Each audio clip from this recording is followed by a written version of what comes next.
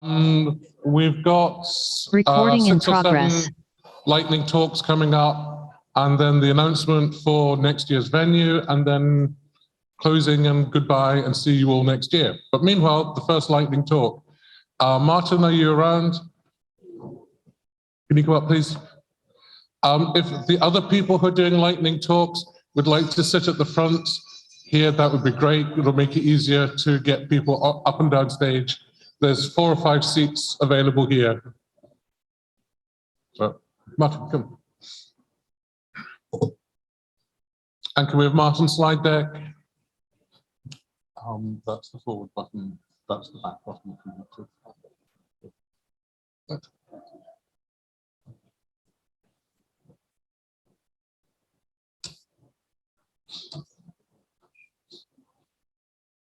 All right, good afternoon, and welcome to the afternoon session. So my name is Martin. I'm a PhD student at the University of Cape Town, and my research is mostly focused on optimizing peering decisions, mainly focusing on the African peering ecosystem. But I'm not here to present the results of my research yet. Today I'm going to present on something else. And this is a project that we have been, I am involved in with ISOC and AfriNIC. So in this project, we are basically building a platform that is responsible, or that is going to be showing the different metrics of how the African peering system ecosystem is growing and changing.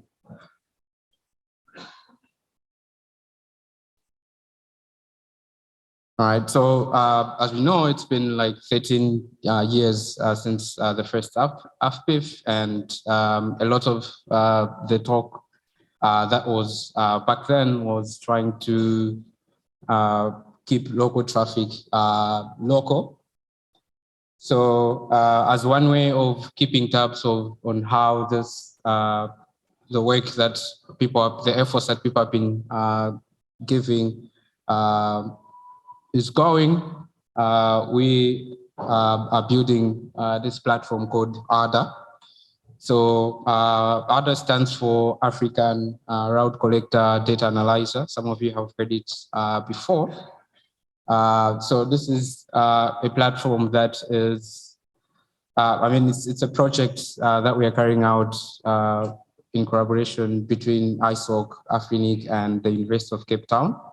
And basically, we are collecting a lot of BGP data, mostly from PCH route collectors at the different IXPs. And we're also using data from peering DB and AS relationships and organization data from KAIDA. So the main goal of this platform is just to analyze the growth and utilization of IXPs in the region. So for the data sources, PCH provides 2 complementary data sets that we're using. These are the daily snapshots from route collectors. Basically, they just run show BGP IP, show IP BGP, and then dump this at the end of the day, and all the other BGP updates. So we're using this data, as well as historical database dumps from peering DB from 2010, and AS relationships data. What sort of analysis can you find in ADA? What sort of things can you see there? So you can answer questions like, you know, how have IXPs grown over the years? We've seen a lot of talks. There was a wonderful talk, the keynote opening from, was it Patrick? Yolandi also gave a talk on growth and utilization of IXPs. So in ADA, you can go and you can find a lot of this already made and accessible for you. So right now we have a demo that's online. You can access it through that URL. But once we go fully online, then you can access it. It's hosted with IXPs CD, so you can access it at the green URL.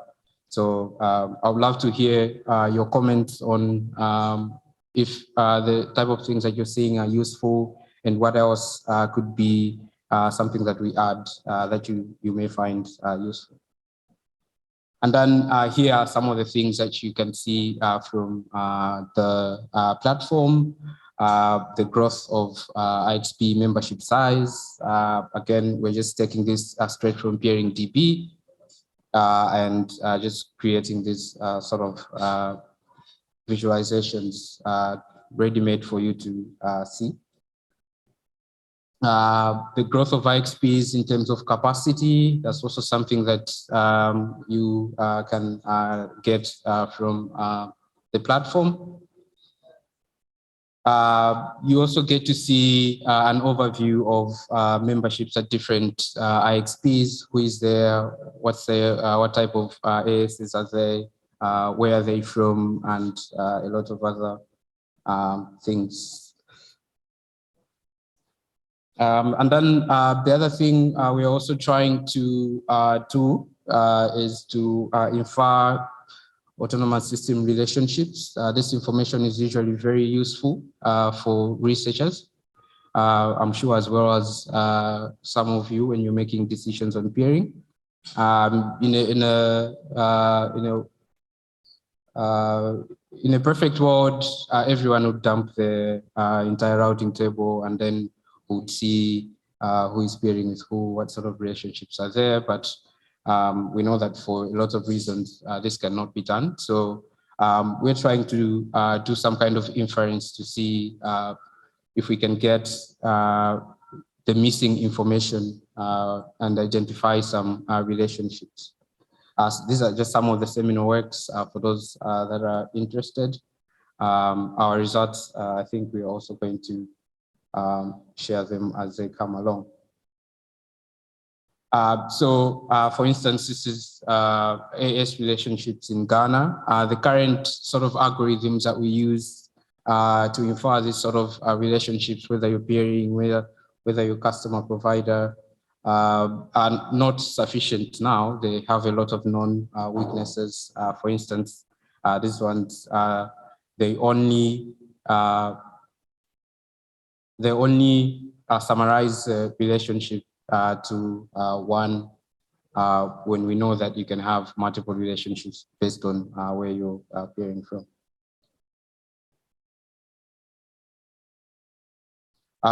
Contributions are welcome.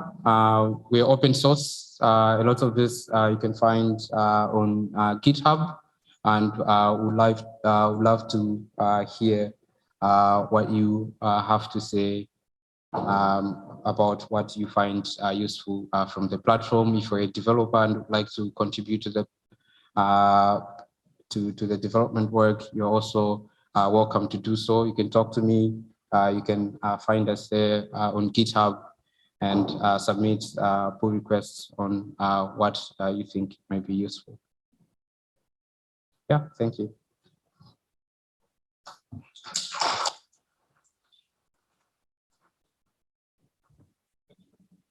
Next up is JB.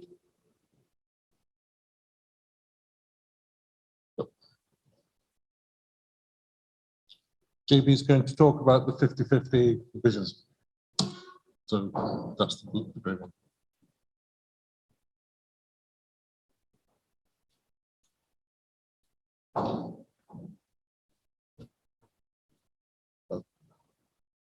Hello. Slide, please. Oh. Slide, please.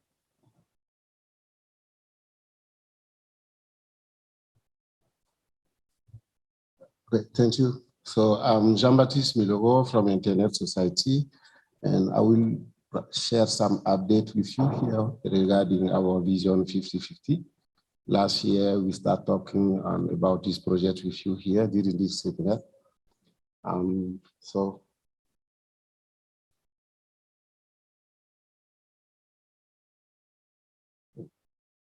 So the agenda look like this. So we try to make an intro, share some background, and also so the methodology we'll use, and also how you can join this movement and contribute to have a better view of how traffic could be localized in our region and improve internet globally.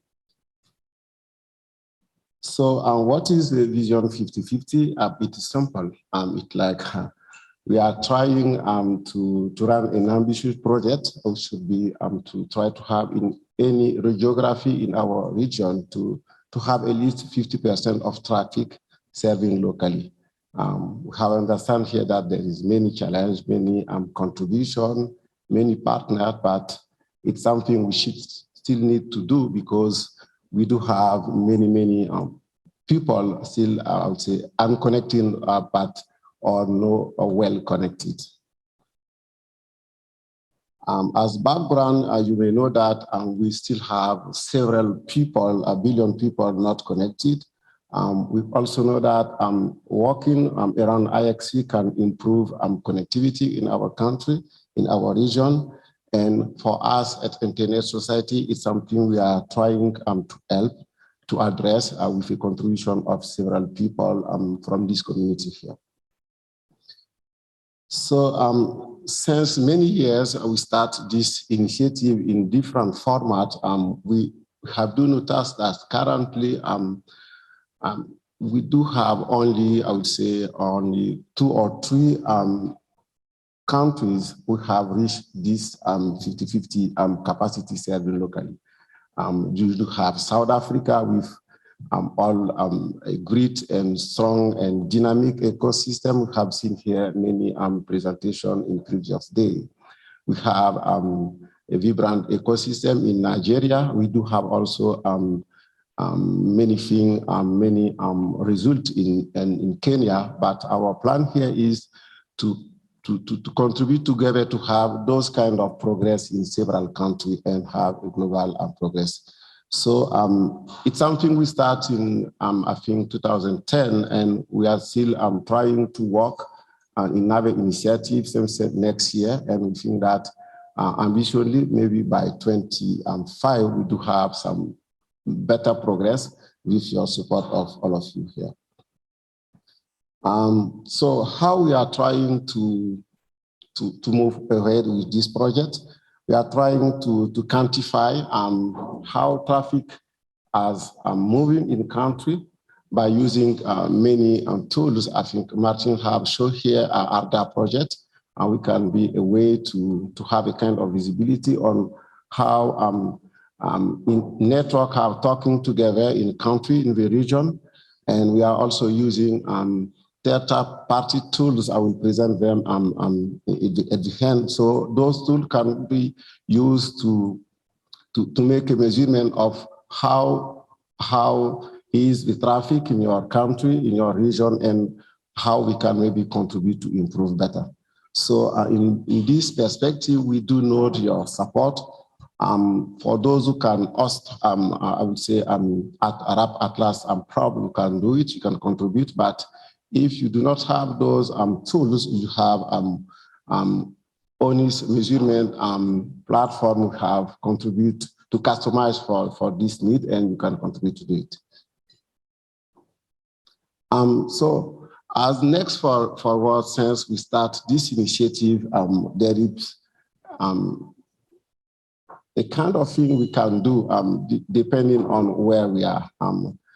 As CDN provider, you can maybe contribute by supporting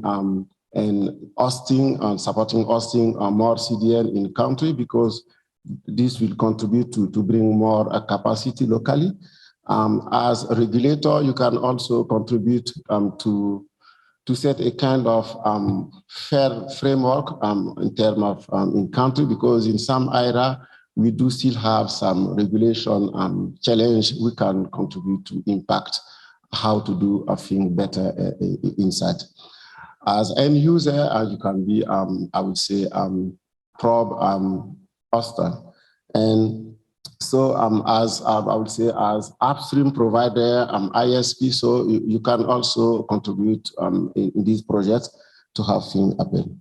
So globally, for us, it should be a kind of global advocacy from different perspectives, user, vendors, service provider, regulator, gov. So in together we can contribute to this one. If you are interested to join this movement, so feel free to deploy some ONI probes, to deploy deploying RAP Atlas, which is third party. You can also, I think, your contribution during this kind of forum can be a way to supporting this initiative.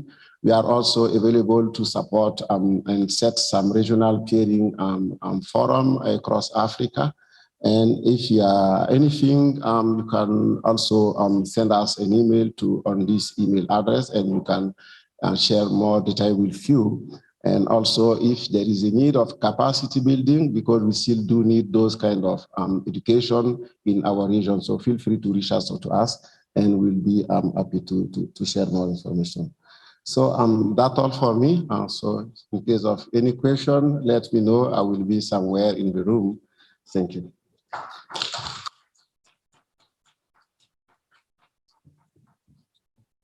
Thanks, JB. And next up is Kyle.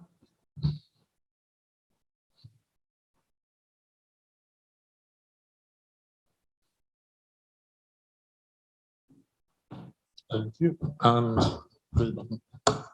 Gray button. All right. Thank you very much. Slides. Right. I'm going to talk briefly about a little script / tool I created called IXPDB snapshots. But first, a little background. The African, briefly about the African IXP Association, which this is related to as part of the Internet Exchange Federation. We were founded in 2012. We do a bunch of cool stuff related to promoting IXPs around the region. The regional landscape, according to our website and the other data that we used to manually collect, we have around 51 IXPs in 47 countries and 36 cities in Africa. This might not be exactly accurate, but it's kind of a close approximation. IXPs in our region now carry around 3 terabits per second of peak daily traffic. We have over 2,000 ports connected, up from around 130 in 2009. The charts below that you see are outdated, but the trends continue, and that's because manual data collection sucks. We have been doing these manual benchmarking reports. We send out surveys every year to try to figure out how much whatever's happening at internet exchanges, right? So the IXPDB was created a while ago as part of the EuroIX community. They created the EuroIX database, and then that was sort of re-engineered to accept data from other regions. So the IXPDB is a bit like PeeringDB, except it focuses on internet exchange points and collects data in an automated way from the internet exchange points through systems like IXP Manager and manually configured JSON exports.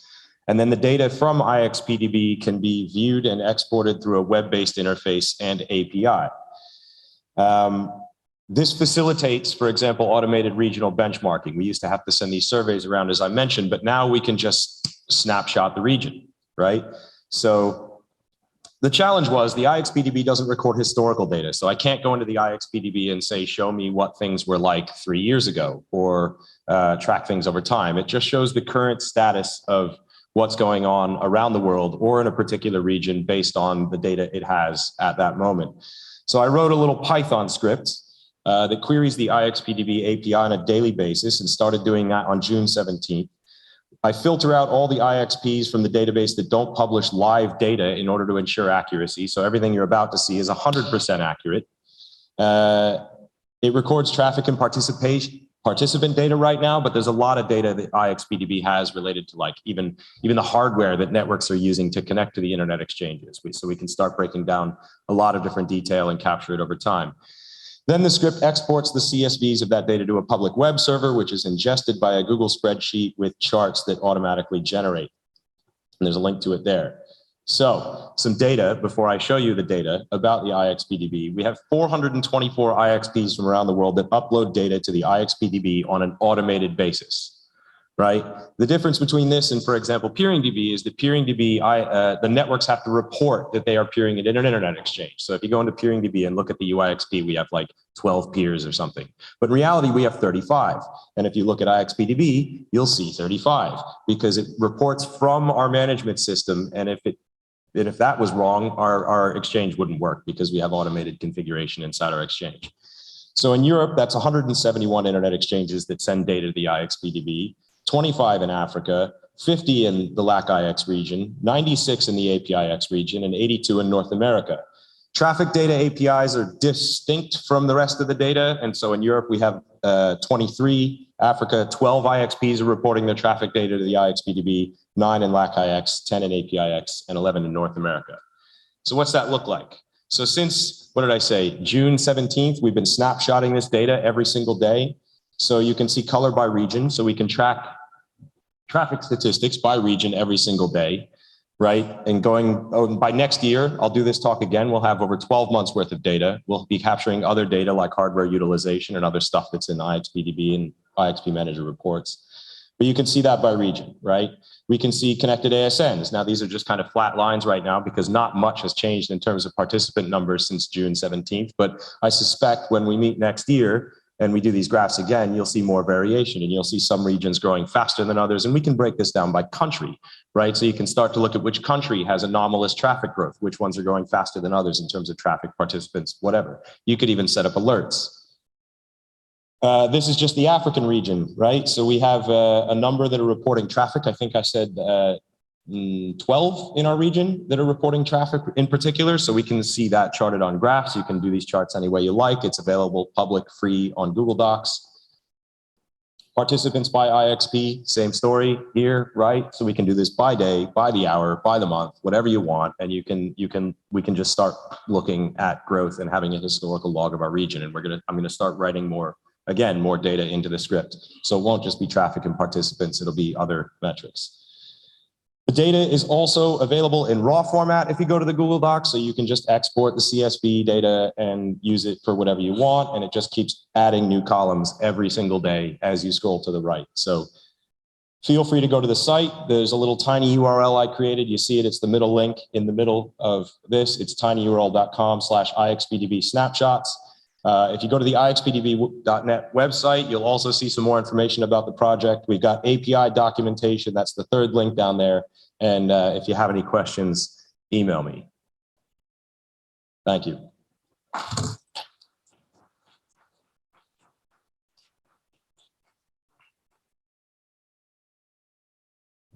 Next up is Ed. I think, yes. This is why you should be in the front. You don't have so far to run.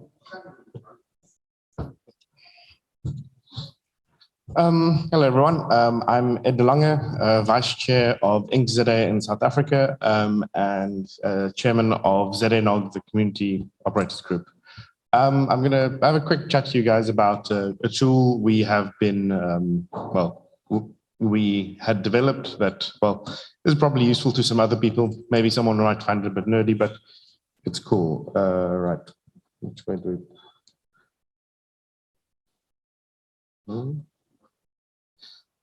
So a question we regularly get from an exchange point is like, how do we as peers see who we exchange traffic with? Because it's not really the easiest thing to do. There's tools available that are super expensive, which is not quite reachable for small providers or smaller operators. And many of these tools are super privacy invasive. I mean, like there's tools where you can just export your NetFlow data or SFlow data to someone in the cloud. And well, it's probably illegal in many places nowadays. So as IXZA, we have a part of IXP Manager. We have a tool where you can see on a simple graph who you exchange traffic with. And it's a really useful tool to small and medium peers. If you're an exchange point and you don't do this and you run IXP Manager, it's super simple to generate it. We have, yeah, it's like, it really helps the tiny guys.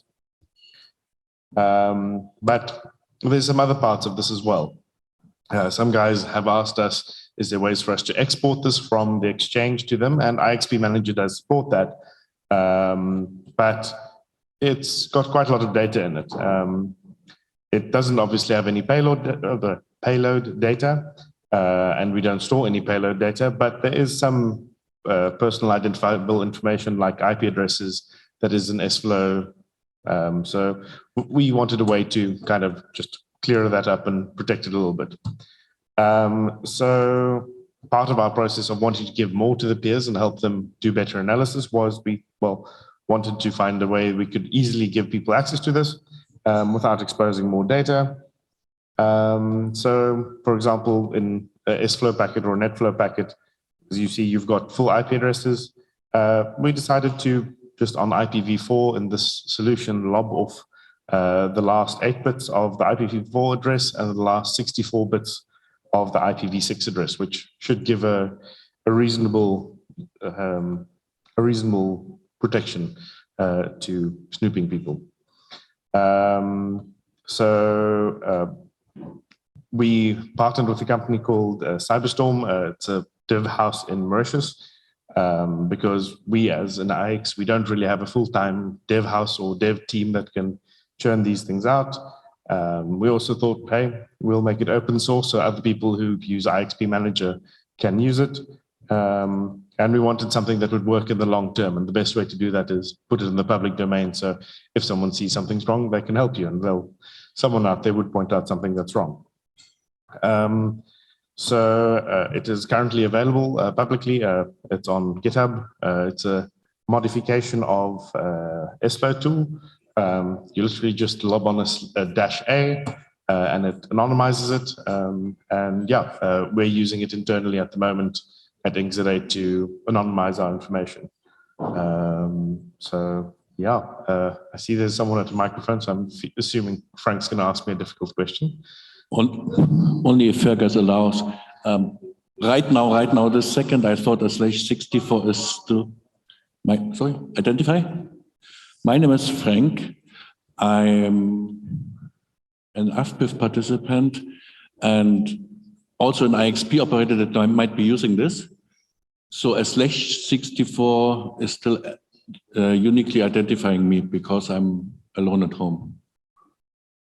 I mean, it would not be difficult to tweak that to make it a bit more anonymous. We just thought that would be a good starting point. This is not currently we're not using it to export any information externally yet, but the amount of people who are requesting for potential exports, I'm sure someone will need that in the not too far future. Any other questions? Nope. Okay, thank you very much.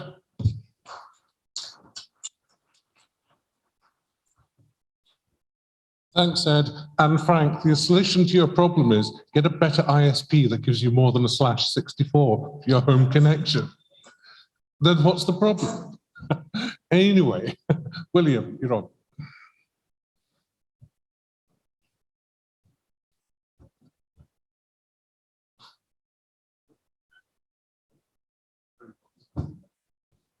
This one. Okay.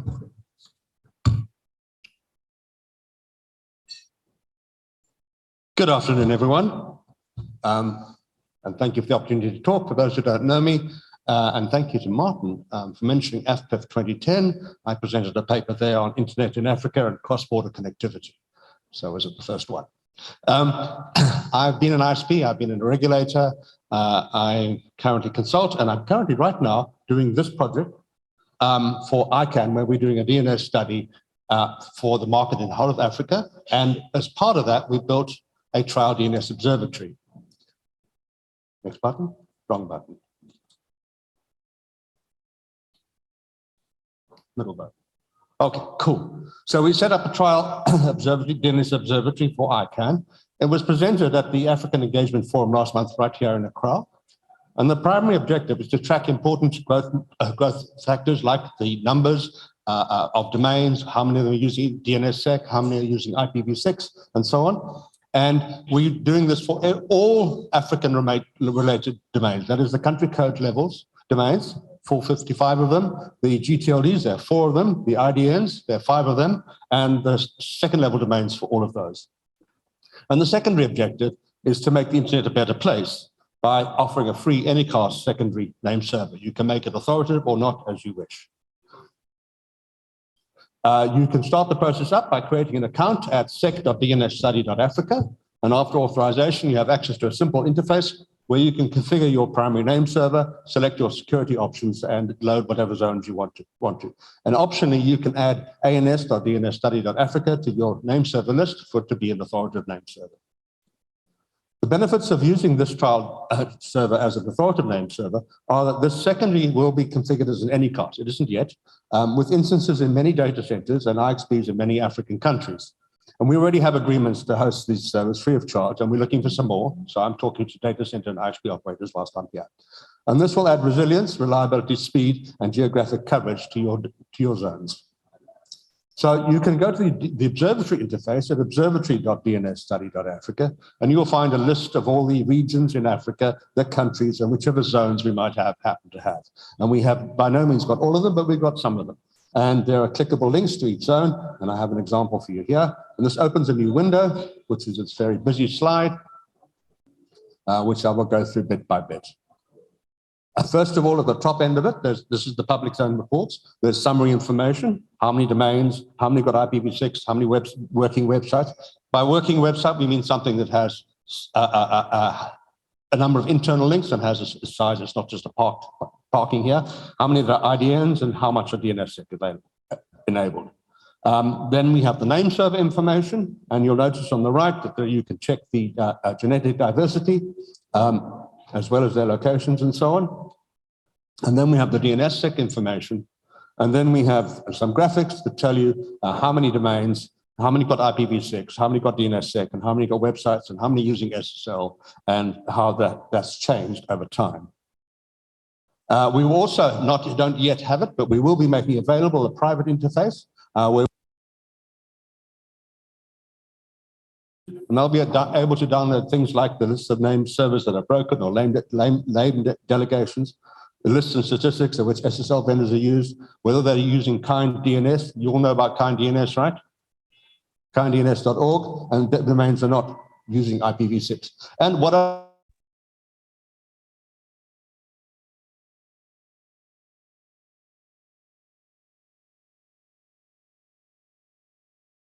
Pass of Africa's 2020 DNS Africa market study. You go to sec.dnsstudy.africa to sign up and configure zones. You go to Observatory to see reports, and you just go to the DNS study itself to complete our surveys. And I appreciate that everyone here who does complete an appropriate survey. And we'd like to talk to IXP and data center managers here to arrange more sites and to complete our surveys. And we'd like to talk about them providing virtual machines for this. And if we can help each other, then just talk to us, info@dnsstudy.africa.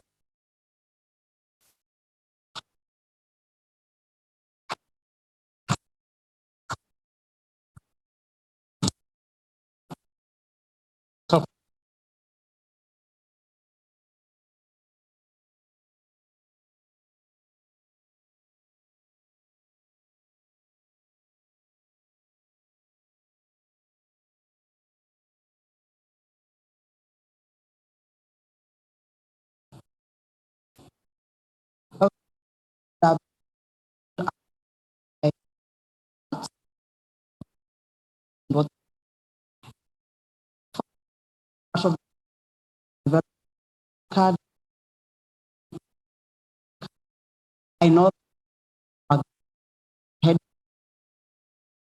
whether or not push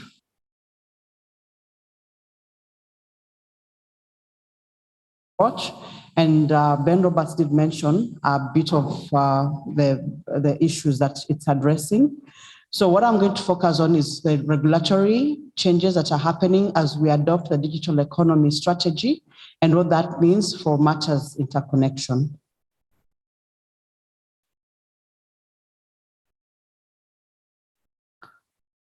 Okay, so with the Kenyan Digital Economy Strategy, there's been a lot of recognition of ICT as an enabler for economic and social development, which is a good thing.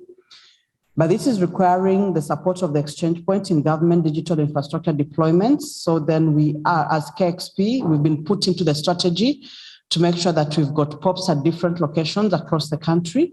It's requiring the interaction with other ministries apart from just the one responsible for ICT.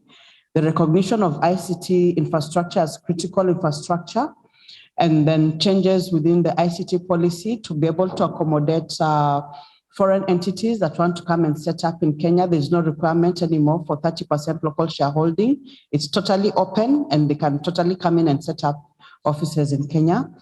There is also now more attention being given to the Cybercrime Act and responsibilities of the IXPs when it comes to issues cybersecurity.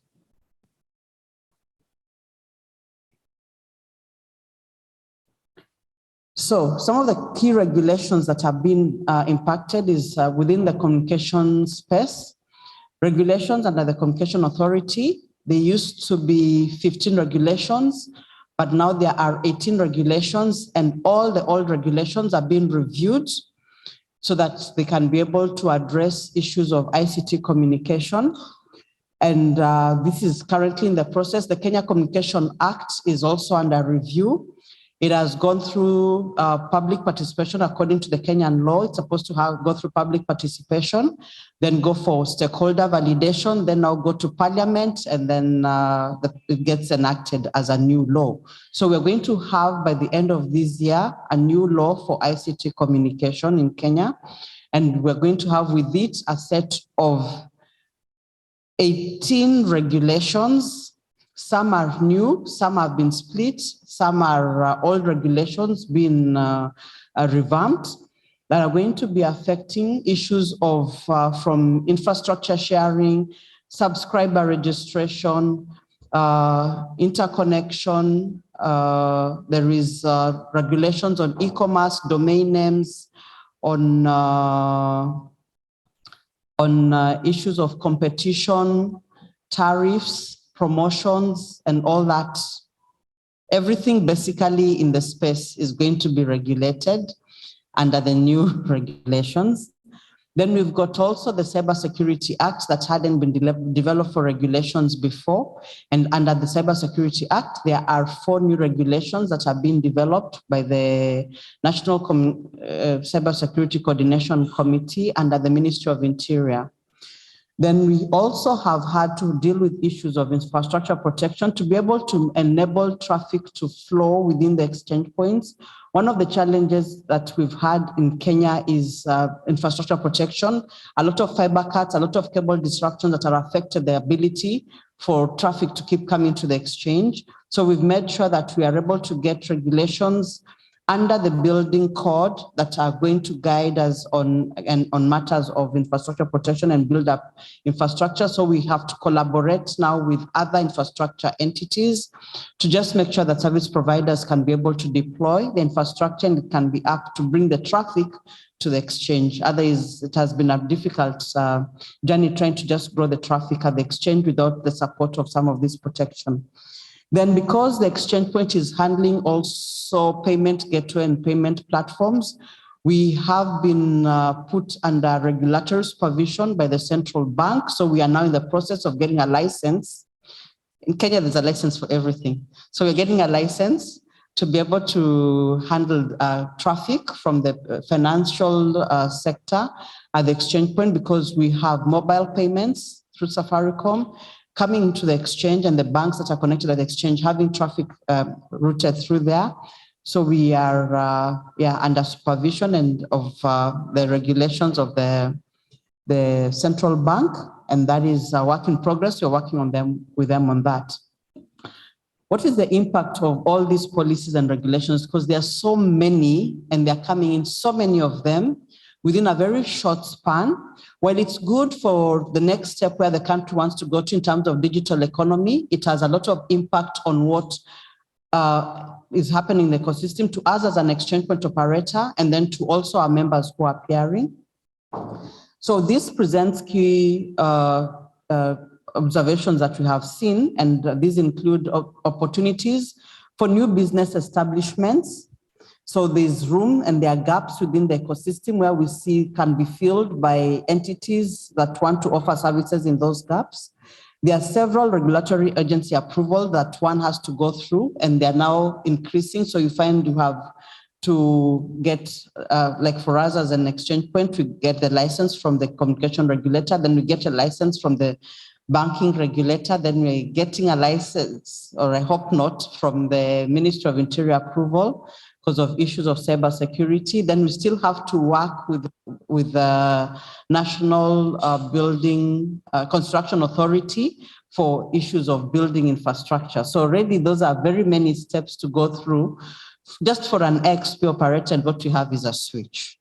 We don't even have the pipes. It is our members who have the pipes that facilitate the communication of the traffic.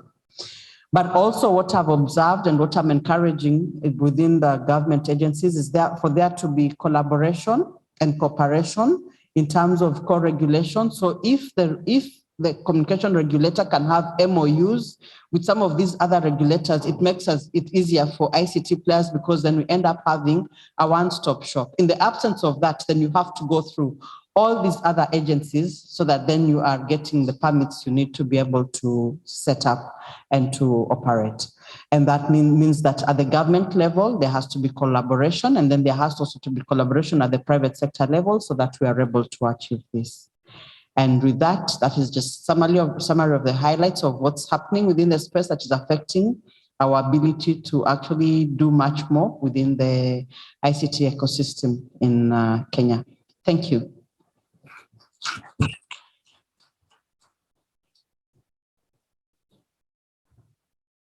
Thank you, Fiona. And next up is Grace Nabiki. Go ahead. Listen.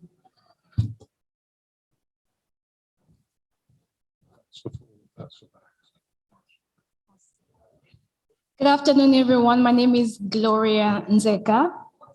No problem, that's okay. And I'm from the Democratic Republic of the Congo, and I am currently a researcher at the University of Maryland, and pursuing graduate studies in information studies. And I'm here to present to you a research that we are currently working on, which is on the legitimacy in internet governance. And at this conference, I'm here with Professor Ian. Some of you may have met him before, and we are together working on this project. Okay.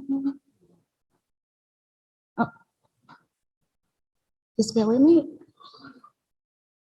Oh, there we go. And so legitimacy in internet governance, specifically, we are looking at legitimacy in 3 regional internet registries. We are focusing on AFRINIC, APNIC, and LACNIC. But for us here, the focus is entirely on AFRINIC. And I just want to touch a little bit on the objectives of this study, and just to give you an idea of why we are studying legitimacy in internet governance. The research problem we are trying to address is to understand how far and on what grounds does multi-stakeholderism as a mode of governing of internet gain legitimacy. And the aim is to measure levels of legitimacy beliefs toward internet governance institutions, and what generates those beliefs. And how we are able to analyze that is through the perceptions of everyone sitting here, everyone involved one way or another with AFRINIC. Prior to this current study, there was a previous study that was conducted with ICANN, and over 400 interviews were conducted. But for this specific study, the aim is to get 400 surveys, not just for the African regions, but every APNIC and LACNIC and AFRINIC combined. The aim is to get over 400 interviews. And I just want to briefly mention on why legitimacy. I think that question has come up a few times to people that we've spoken with. Why are we studying legitimacy specifically? Simply put, it's just a legitimate organization and entity is able to better fulfill its mandate. In the case of AfriNIC, that applies as well. It also allows an organization, AfriNIC specifically, to be able to obtain resources to attract the participation of everybody involved in the internet community, and also to achieve compliance and also gain the trust of every one of their clients that they are serving. And so really, today I'm not going to be long. I really want to encourage everybody to get involved and help us with this study, because the reason why we want to speak to as many people as possible, that allows us to get different perspectives, different views from different players in the internet community. And that will allow us to be able to produce quality results that can actually be helpful in the further development of AfriNIC. So I really, really hope that you can reach out to us. I'm going to skip some of the slides just to give you my contacts. Please feel free to send us an email. These are my contact details. My email is up there, and you can find me on LinkedIn as well. Really hope that you can reach out. Feel free to ask questions if you have them. I know the conference is ended, but we'll be able to get back to you via email. Oh, I just want to point out as well that we cater to different languages. If English is your language, perfect. Our survey has multi-languages. We can do English, French, Portuguese. So really hope that as many people as possible will be able to reach out to us. Thank you so much for your time.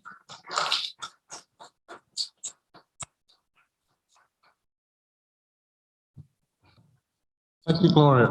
So that's the end of the lightning talks.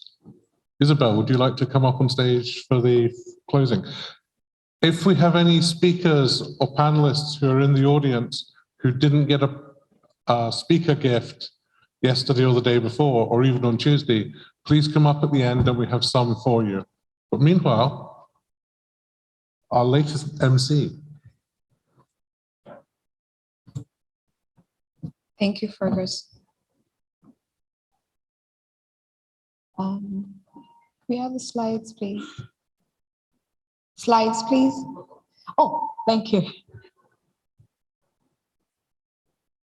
So a big thank you to everybody that made it to Accra. We are in Accra for the second time. I think we were hosted, Accra was the second time, hosted us for the first time as the second host ever when AfPIF started. So thank you to Accra for hosting us for the second time.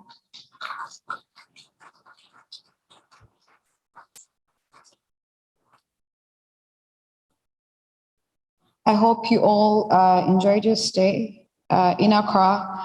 I also do hope that you had very good meetings while you were here, and we hope to see you again next year.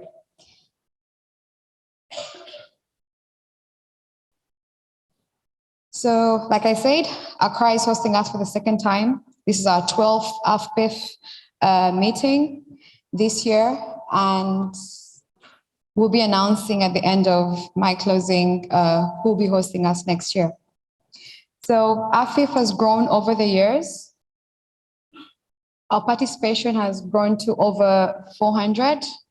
If you look at the first time AfPIF was hosted in Johannesburg with 220, and now we've grown up to 400, which is quite good. And in terms of sponsorship, we're still going well. There is a bit of a dip, but still it shows some growth in terms of sponsorship. So thank you very much to our sponsors this year.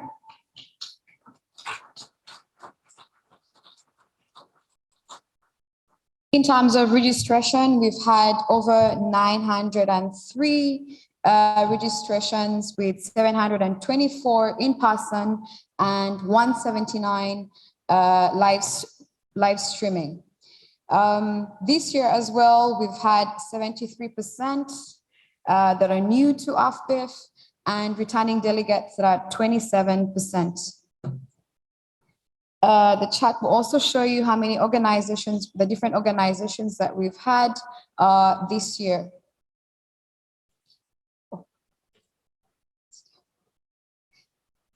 In terms of worldwide participation, we're so grateful for the fact that we've had worldwide participation at AfPIF.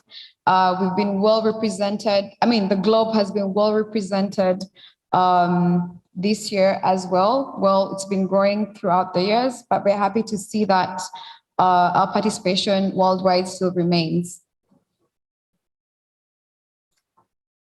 For all those that have been streaming with us, we've had good participation online as well of the different platforms. 929 views in total for English and 38 in French. Of Facebook, English and French, 71 for English and 18 for French. Of the live streaming platform, we had 96 for English and 45 for French. Twitter, 208 and 105 for French. Thank you very much to our connectivity sponsors this year that have kept us online throughout the week. Thank you so much for bandwidth. We've had over 9 APs,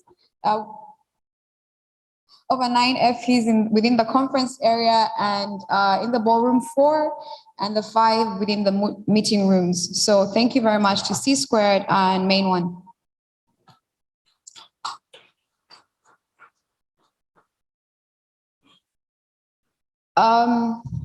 Well, when we come here, we usually come with the aim of having bilateral meetings to be able to network. So a big thank you to Terraco, to Terraco for a meeting tool in which we had 285 attendees in total. And with 285 attendees in total. So if you have any comments about the meeting tool, please contact Yolandi at terraco.co.za. We appreciate your feedback. It's quite important to us. Okay, to our sponsors, thank you very much. We've had quite a number of sponsors this year, so I'd like to say thank you so much. I will list them all because throughout the sessions from the beginning of the week, we've just been saying thank you to our sponsors. I'll list them all. FIX, Internet Society, Main One, C Squared, Africa Data Centers, TESPOC, NAP Africa, Flex Optics, Liquid Technologies, Meta, what's that one down there? EchoBandNet, Pikes, Vobis, Work Online Communications, AF6, AM6, AWS, Lynx, Medallion, Raxio, Rogers Capital, Akamai, Dikix, iColo, Microsoft, Team Camry, Virtual, and Work Online once again. Thank you so much to our sponsors this year.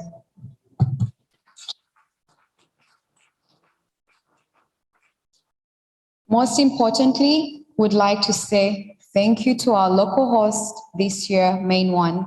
I would like to offer you a token of appreciation.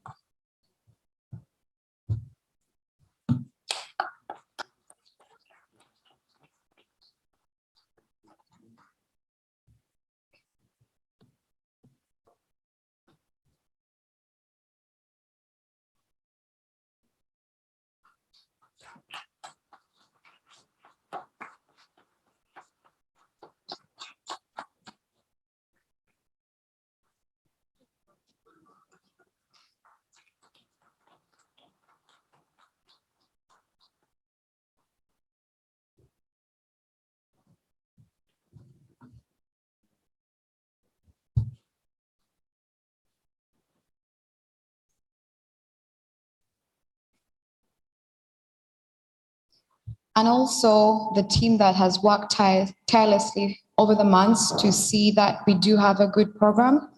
AfPIF Program Committee would like to say thank you as well. If you're in the room, please stand up. Please. Smile and wave. Thank you so much to our PC. The facilities and hotel teams, thank you as well. Our service providers for translation and caption fast, thank you too. And to our PCO, TikTok, thank you very much.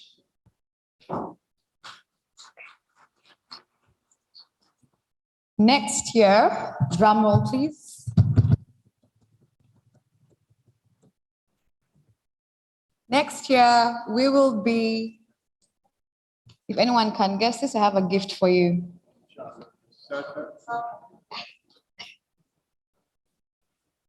Guys. No.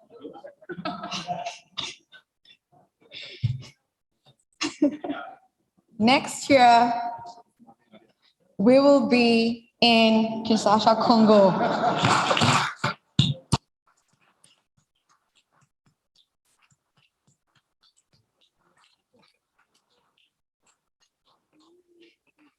You get the gift. And I'd like to welcome Nico to present DRC.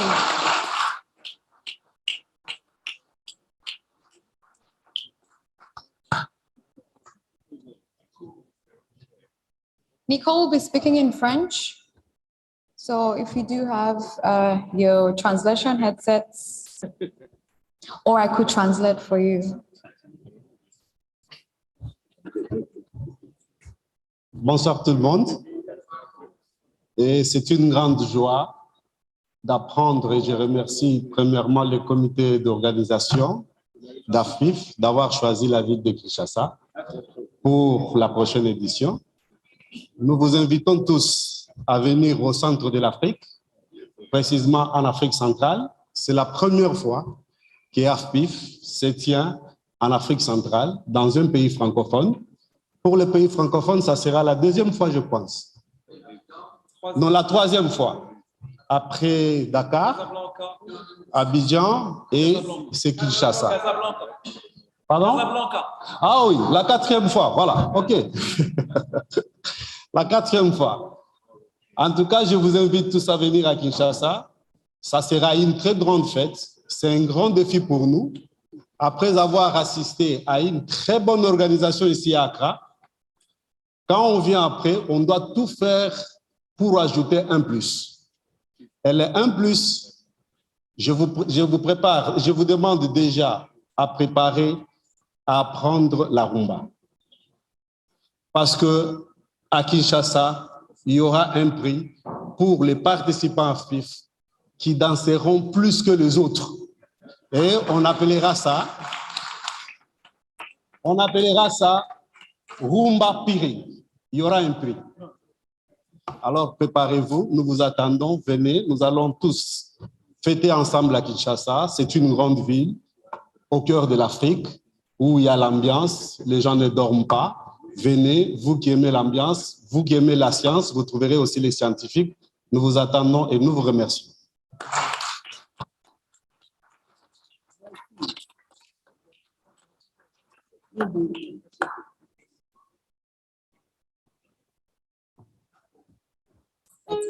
Merci beaucoup, Nico. Le film?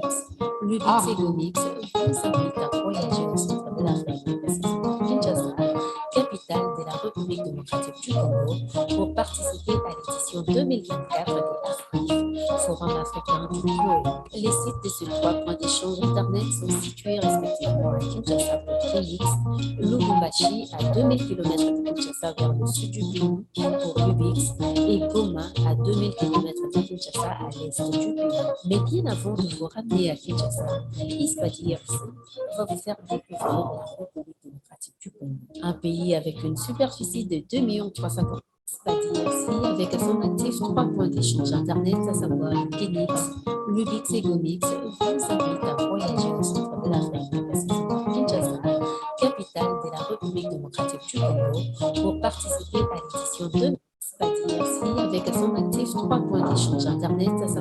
Kenix, Lubix et Gomix vous invitent à voyager au centre de l'Afrique, précisément Kinshasa, capitale de la République démocratique du Congo, pour participer à l'édition 2024 des AfPIF, Forum africain du POE. Les sites de ces 3 points d'échange Internet sont situés respectivement à Kinshasa pour Kenix, Lubix. Merci.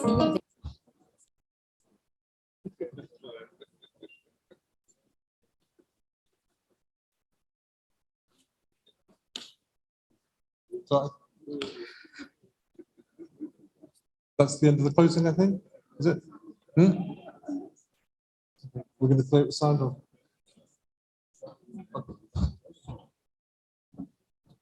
Application active 3 points d'échange Internet, à savoir Kenix, Lubix et Gomix, vous invitent à voyager au centre de l'Afrique, précisément Kinshasa, capitale de la République démocratique du Congo, pour participer à l'édition 2024 des AfPIF, Forum africain du POE. Les sites de ces 3 points d'échange Internet, Kinshasa pour Kenix, Lubumbashi à 2000 km de Kinshasa vers le sud du pays pour Lubix et Goma à 2000 km de Kinshasa à l'est du pays. Mais bien avant de vous ramener à Kinshasa, ISPs va vous faire découvrir la République démocratique du Congo, un pays avec une superficie de 2 345 410 km². Son potentiel hydrologique est marqué par les majestueux fleuves Congo qui traversent les pays et le 2e fleuve le plus long d'Afrique, soit 4700 km. En même temps, le fleuve d'Afrique le plus important par son débit, le peuple congolais est composé des 450 ethnies qui constituent sa principale force culturelle. Ces ethnies parlent chacune une langue et toutes ces langues sont regroupées en 4 blocs linguistiques. Le langue nationale faisant l'objet d'une intégration culturelle. Il s'agit du dialecte, le swahili et le chiluba, avec le français comme langue. Notez qu'actuellement, la langue anglaise est en pleine percée dans les milieux professionnels. Avec à son actif 3 points d'échange Internet, à savoir Kenix, Lubix et Gomix, vous invitent à voyager au centre de l'Afrique, précisément Kinshasa, capitale de la République démocratique du Congo, pour participer à l'édition 2024 des AfPIF. Avec à son actif 3 points d'échange Internet, à savoir Kenix, Lubix et Gomix, vous invitent à voyager au centre de l'Afrique, précisément Kinshasa, capitale de la République démocratique du Congo, pour participer à l'édition 2024 des AfPIF, Forum africain du POE. Les sites de ces 3 points d'échange Internet sont situés respectivement à Kinshasa pour Kenix, Lubumbashi à 2000 km de Kinshasa vers le sud du pays pour Lubix et Goma à 2000 km de Kinshasa à l'est du pays. Mais bien avant de vous ramener à Kinshasa, ISPs va vous faire découvrir la République démocratique du Congo, avec une superficie de 2 345 410 km². Son potentiel hydrologique est marqué par les majestueux fleuves Congo qui traversent les pays et le 2e fleuve le plus long d'Afrique, soit 4700 km. En même temps, le fleuve d'Afrique le plus important par son débit, le peuple congolais est composé des 450 ethnies qui constituent sa principale force culturelle. Ces ethnies parlent chacune une langue et toutes ces langues sont regroupées en 4 blocs linguistiques. Le langue nationale faisant l'objet d'une intégration culturelle sans précédent. Il s'agit du lingala, du kikongo, le swahili et le chiluba, avec le français comme langue officielle. Notez qu'actuellement, la langue anglaise est en pleine percée dans les milieux professionnels. Le centre de la République démocratique du Congo est constitué d'une vaste cuvette alluviale dont l'altitude s'étage entre 300 et 500 mètres. Sa végétation se compose de forêts équatoriales et des marais. À l'est, par les grands rifts orientaux occupés par les lacs Tanganyika, Kivu, Édouard et Albert sont dominés par des mols patinés pointurés 5109 mètres et des formations volcaniques chaînes de Virunga, parmi lesquelles le volcan actif Mirabeau, 3470 mètres. Au sud-est s'étendent de hauts plateaux parsemés d'Elseberg, le plateau du Katanga, des massifs au sommet aplanis, Mont Mitumba, et des fossés d'effondrement, lac Kupena. À l'ouest, une étroite bande sabloneuse et parfois marécageuses offrent un accès à l'Atlantique.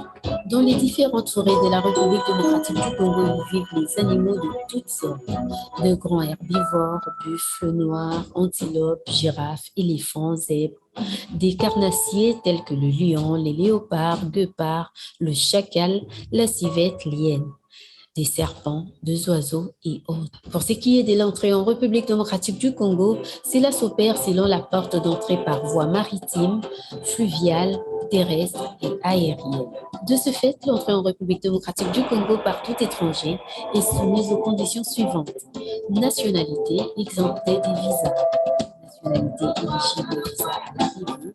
Les résidents des pays ne disposant pas de représentation diplomatique congolaise peuvent obtenir un visa volant et un visa aéroportuaire. Les résidents d'un pays disposant d'une représentation consulaire congolaise font leur demande pour obtenir les invités spéciaux ou participants à un événement à caractère international ont droit à un visa volant spécial. AfPIF édition 2024 va se tenir bel et bien à Kinshasa, autrement appelée la capitale de la rumba, de la mode et de l'élégance.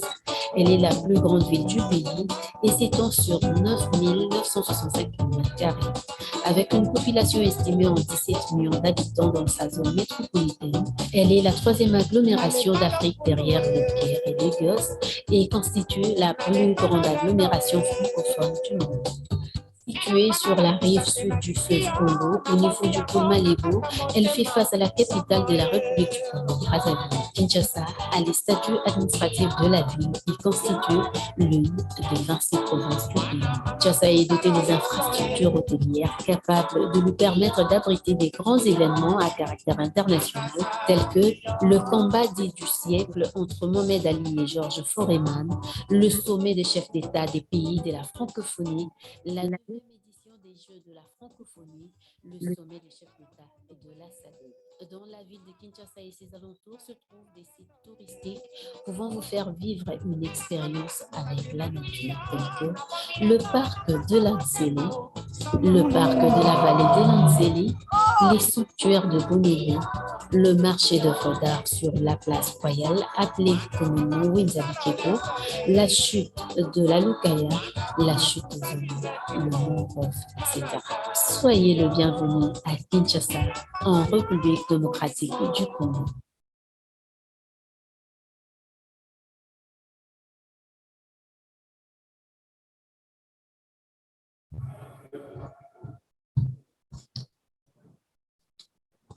So thank you once again for making it this year. And we hope to see you in DRC next year. For those that haven't, that spoke and haven't yet received any speaker presents, would like to offer you some now. Charlotte, do you mind going to help me, please? Is there anybody that didn't receive a present and spoke today? Even yesterday? Okay, if there isn't, thank you once again and see you next year. Enjoy the rest of your stay in Accra and have a wonderful afternoon.